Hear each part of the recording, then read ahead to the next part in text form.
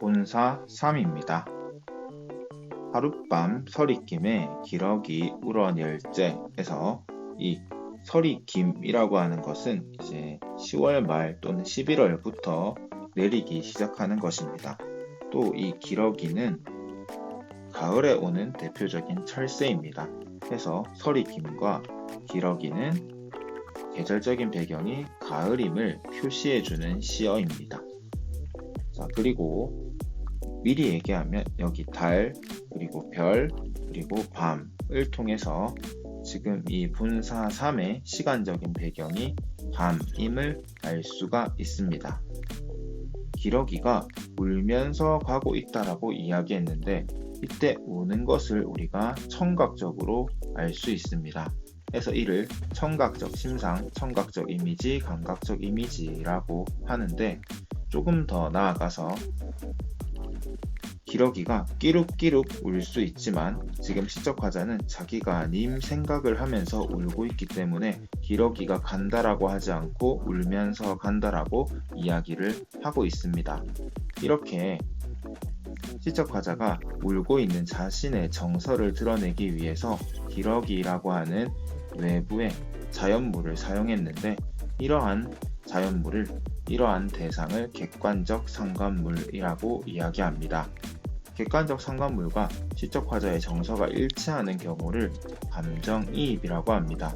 정리하면 기러기는 객관적 상관물로서 슬픈 임의 정서를 드러내고 있는데 임의 정서와 기러기의 정서가 일치하기 때문에 이를 객관적 상관물이라고 이야기합니다.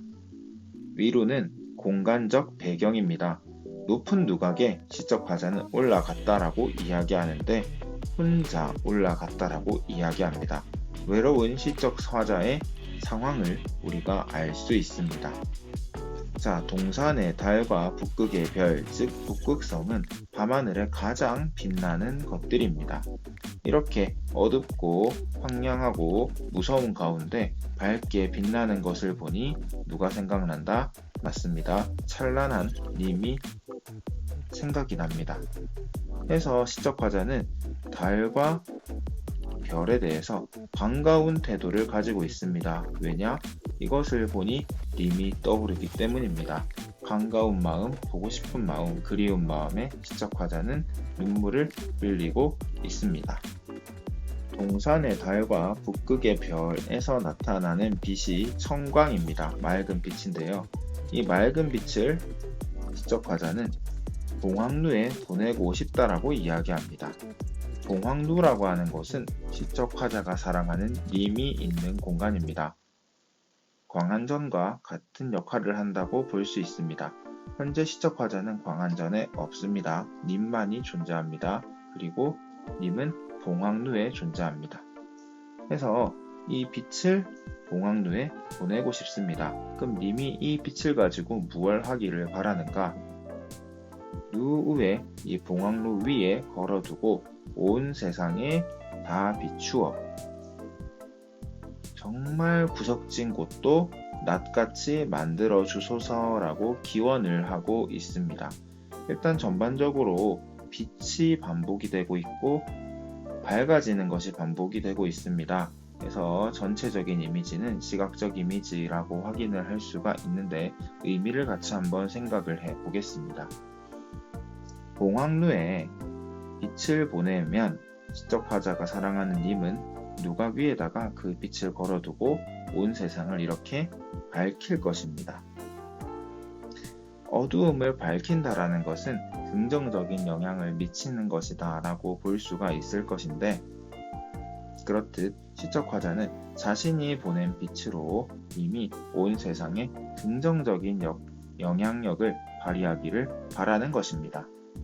또한 이 심상궁곡을 저 구석진 곳으로 해석을 할 수 있지만 하계로도 해석을 할 수 있습니다. 즉 시적화자가 있는 공간으로도 해석을 할 수가 있습니다. 따라서 시적화자는 자신이 보낸 빛을 님이 걸어둠으로써 그 빛을 자신이 확인하고 님이 여전히 나를 생각하고 계시는구나, 님이 내가 준 것으로 세상을 이롭게 하고 계시는구나 라는 것을 확인하고 하는 확인하고 싶어하는 심정이 있음을 알 수가 있습니다.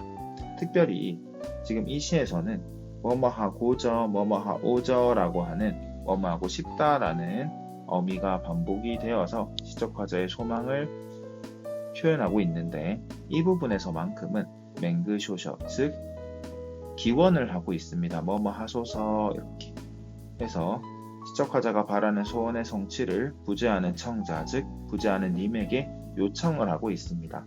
그래서 이 맹그쇼셔가 이 시에서는 특별하게 나타나는 부분이다 라는 것을 꼭 기억했으면 좋겠습니다.